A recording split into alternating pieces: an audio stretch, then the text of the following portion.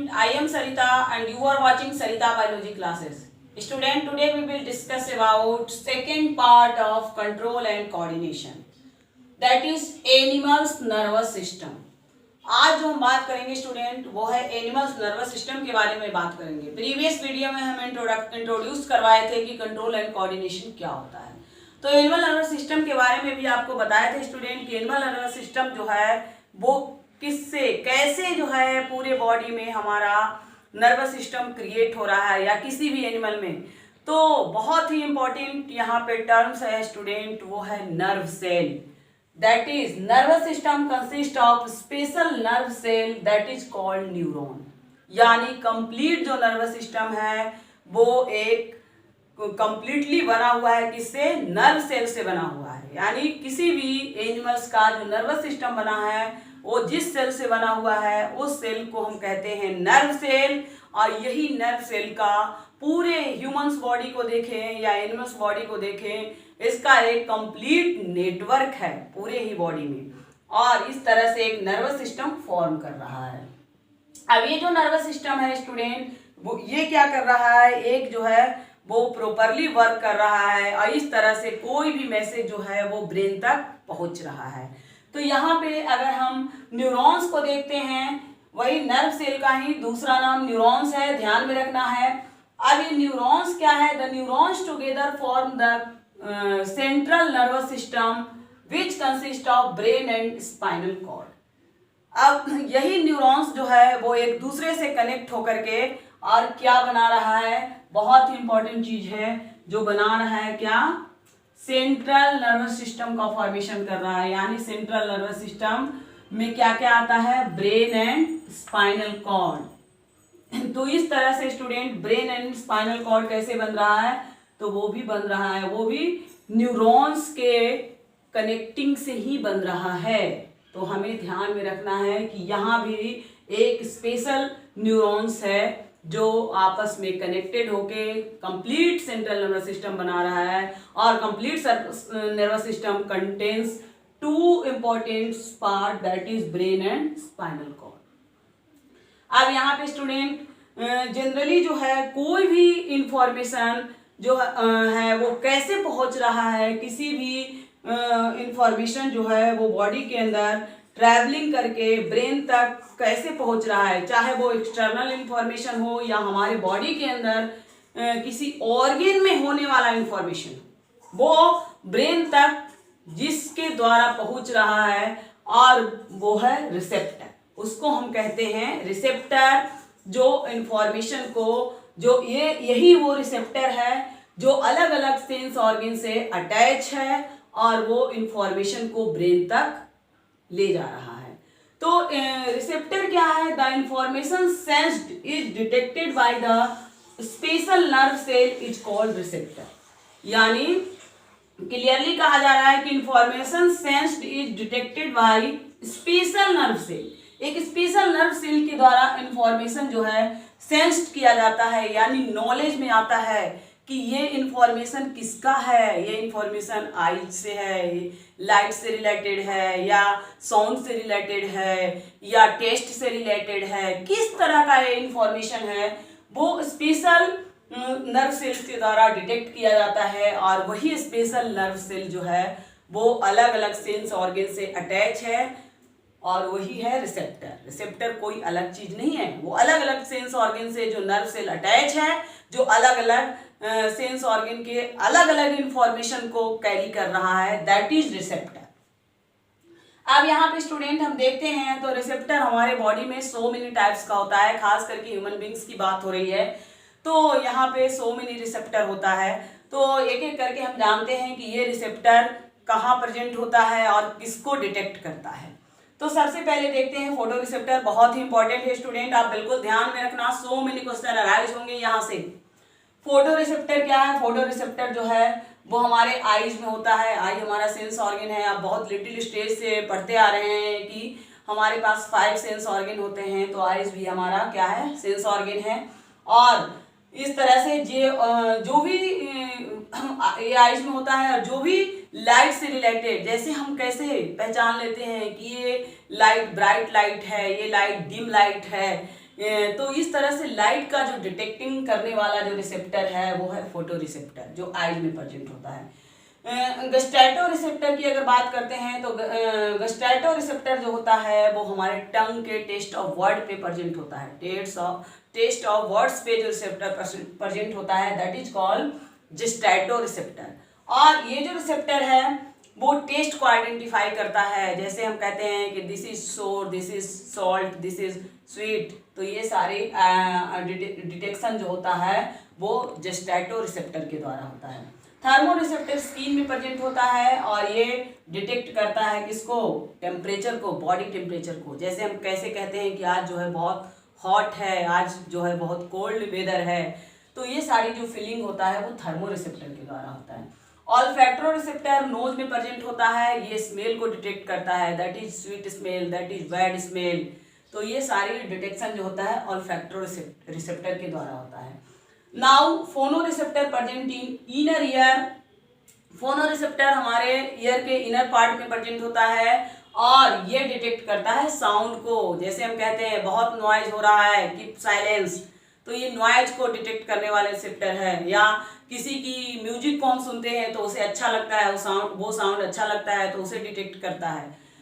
Strato receptor ये हमारे body के इक्विलिब्रियम को डिटेक्ट करता है और मेंटेन करता है, साथ ही मेंटेनिंग भी करता है। अब आपको स्टूडेंट यहाँ पे ये क्लियर नहीं हो रहा होगा कि इक्विलिब्रियम क्या है। तो इक्विलिब्रियम एक बहुत ही इम्पॉर्टेंट जो है हमारे बॉडी के सो मेनी ऑर्गेन्स कभी कभी जो है वो अपोजिट डायरेक्शन में जाने लगते हैं, बहुत ही अच्छे से समझना। तो उस अपोजिट डायरेक्शन में इक्विलिब्रियम जो है, ये जो रिसेप्टर है स्ट्रेटो रिसेप्टर, वो उसको मेंटेन करता है। इक्विलिब्रियम को मेंटेन करने का मतलब यह है कि कोई भी ऑर्गन को अपोजिट डायरेक्शन में जाने से रोकना, अपोजिट डायरेक्शन में वो वर्क ना करे, उससे मेंटेन करना, तो यही कहलाता है इक्विलिब्रियम, जिसको मेंटेन करता है, डिटेक्ट करता है strato receptor. Tango receptor skin में होता है और टचिंग को डिटेक्ट करता है। जैसे हमारे कांटे चुभ जाती है या हम स्टोन्स पे हमारा पैर पड़ जाता है, तो इस सारे जो डिटेक्शन होता है स्किन के द्वारा होता है, टैंगो रिसेप्टर करता है। पेन एंड प्रेशर रिसेप्टर ये हमारे स्किन के टिश्यू, स्किन में भी होते हैं और टिश्यूज में भी होते हैं, जो पेन और प्रेशर को मेंटेन करने वाला रिसेप्टर है। यानी ये डिटेक्ट करता है कि किस तरह से कोई भी जो फीलिंग होती है, पेन की फीलिंग, उसको ये डिटेक्ट करता है। Now student what is neuron. तो स्टूडेंट आपको हम पहले ही क्लियर कर दिए कि neuron is the structural and functional unit of nervous system. जिस तरह से सेल हमारे बॉडी का क्या है, स्ट्रक्चरल एंड फंक्शनल यूनिट है, उसी तरह न्यूरॉन्स और नर्व सेल जो है वो स्ट्रक्चरल एंड फंक्शनल यूनिट है। किसका, नर्वस सिस्टम का।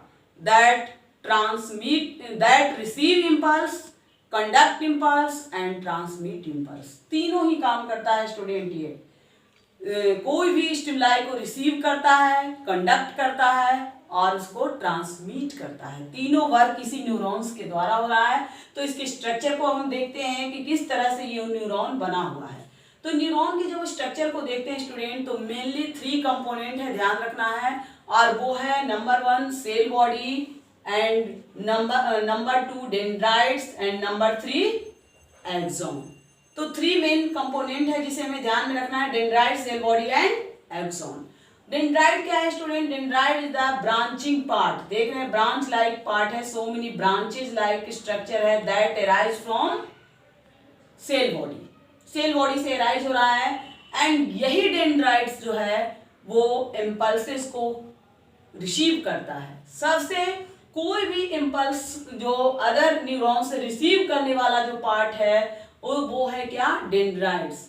किसी भी दूसरे न्यूरॉन से जो इम्पल्स को रिसीव करता है वो है डेंड्राइट्स, बार बार मैं कह रही हूँ। एंड नेक्स्ट जो है वो है सेल बॉडी। सेल बॉडी को अगर हम देखते हैं स्टूडेंट, तो सेल बॉडी में क्या क्या है, तो सेल बॉडी में आप देख रहे हैं दैट इज न्यूक्लियस, और न्यूक्लियस के अंदर भी आप देख रहे हैं न्यूक्लियोलस है, और सो मेनी आप ग्रैनुलर स्ट्रक्चर देख रहे हैं that is called Nissl's granules that work like ribosome. Ribosome जिस तरह से सेल के अंदर प्रोटीन सिंथेसिस का काम करता है, उसी तरह नर्व सेल के अंदर निसेल्स ग्रैन्यूल्स जो है वो प्रोटीन सिंथेसिस का काम करता है। बिल्कुल माइंड में सेव कर लेना है। न्यूरोप्लाज्म क्या है? Cytoplasmic matrix in the cell body. Cell body में जो साइटोप्लाज्मिक मैट्रिक्स है दैट इज कॉल्ड न्यूरोप्लाज्म। बहुत इंपॉर्टेंट है स्टूडेंट। अब ये कंप्लीट एक मतलब सेल के कैरेक्टर को कैरी कर रहा है, जिस तरह से और भी जो हमारे बॉडी में सो मेनी सेल्स हैं उसी तरह। अब यहाँ पे only lacking of centrioles. Centrioles जो है that is not present in neurons. Neurons में सेंट्रियोल प्रेजेंट नहीं होता है। माइंड में बिल्कुल सेव कर लीजिए स्टूडेंट, आपको कहीं नहीं मिलेगा। बिल्कुल यूनिक चीजें हैं जो बताया जा रहा है, जो आगे आपको सीनियर क्लासेस में भी अगर बायो लेकर के आप पढ़ेंगे तो बहुत ही इंपॉर्टेंट रखेगा ये। तो अब क्वेश्चन अराइज ये होता है कि सेंट्रियोल हमारे बॉडी में क्या करता है? सेल्स के अंदर सेल डिवाइडिंग में इंपॉर्टेंट रोल है सेंट्रियोल का। तो यहाँ जब सेंट्रियोल एब्सेंट है तो वो आखिर नंबर ऑफ न्यूरॉन्स कैसे इंक्रीज कर रहा है? How number of neurons increase in our body? तो नंबर ऑफ न्यूरॉन्स जो इंक्रीज कर रहा है उसके लिए हमारे ब्रेन के पास एक तरह का सेल्स होता है, that cell is called neuron stem cells. बिल्कुल ध्यान में रखना है student, that cell is called neuron stem cells, जो ब्रेन के अंदर है, जो डिवाइड कर रहा है और वही नर्व सेल्स को अराइज कर रहा है। तो इस तरह से स्टूडेंट नर्व सेल जो है वो न्यूरॉन स्टेम सेल से बनता है। यहाँ पे सेंट्रियोल एब्सेंट होता है। ये भी क्वेश्चन में जनरली आता है कि वाई सेंट्रियोल एब्सेंट, तो इसके कारण जो है सेल डिवाइडिंग नहीं होता है।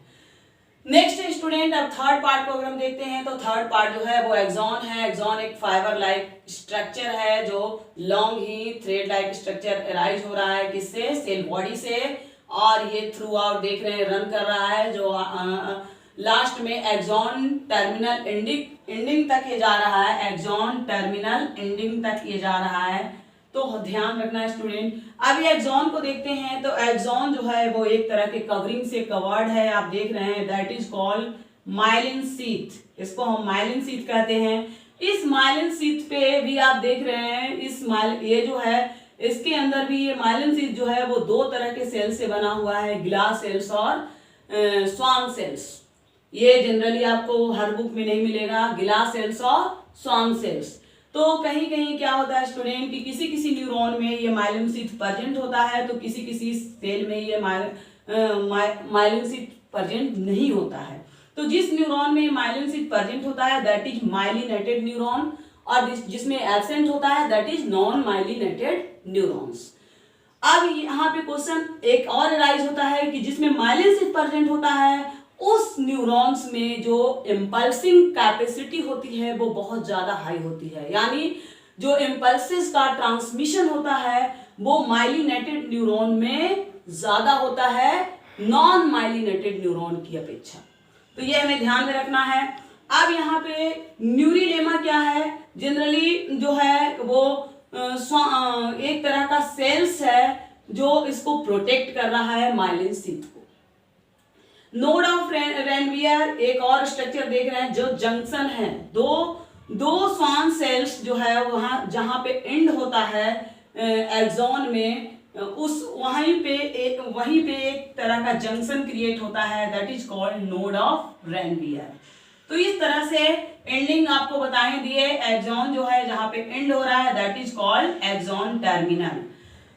नाउ जो एक्सॉन है स्टूडेंट उसके साइटोप्लाज्म को हम कहते हैं एक्सोप्लाज्म। तो हमें ध्यान रखना है एक्सॉन के साइटोप्लाज्म को हम क्या कहते हैं?